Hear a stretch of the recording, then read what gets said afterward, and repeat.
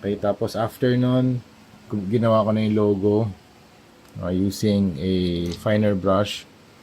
Tapos after ng logo, ito na yung mga fluorescent na paints from Hero Paints. Thank you very much again, Hero Paints. Sobrang ganda nitong paints na to. Ito, meron akong blue lights para makita nyo yung capability ng paint. Ito, ganda. Yan, papatayin ko yung ilaw. Wait lang.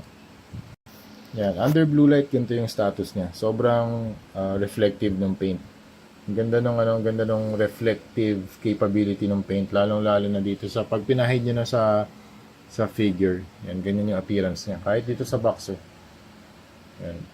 Ito yung base. Ito yung mga weapons. Nilagyan ko na rin ng iba't ibang mga toxin style. Yan. Pati yung box niya, custom repainted na din. Para sa akin, ito yung pinakamagandang reflective paint ni Hero Paints, yellow and green.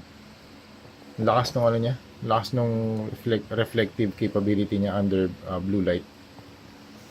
Alright, so yun mga ma'am sir, that's it. Yun yung ano natin, discussion lang tungkol dito sa Venom na ZD Toys kasi kakatapos ko lang din to gawin. And then next na project na tayo, okay? Ay nga pala, ito yung mga brushes na ginamit ko. This one is for dry brushing. Ito ay flat. This one is the medium na flat. Tapos dalawang round brush na fine. Yan. Okay, tapos kinostomize ko na rin itong mga brushes ko. Meron tayong, ito, kaya ganyan yung appearance niya kasi sobrang gamit na to. Favorite ko to for dry brushing. Meron na tong ano, hot glue sa before nung bristles itself para hindi siya kumalas dun sa metal.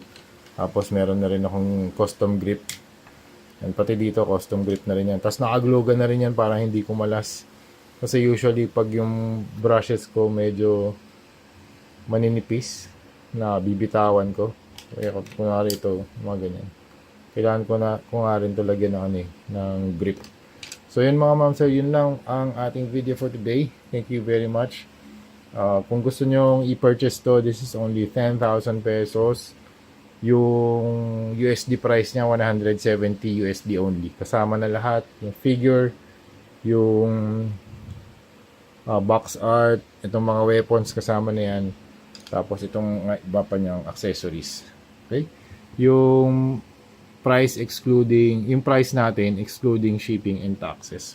Para sa mga foreign clients, nag-ship ako from Manila to USA. Okay? So yun lang mga ma'am sir, that's it. Thank you very much for watching and see you sa next video. Bye-bye!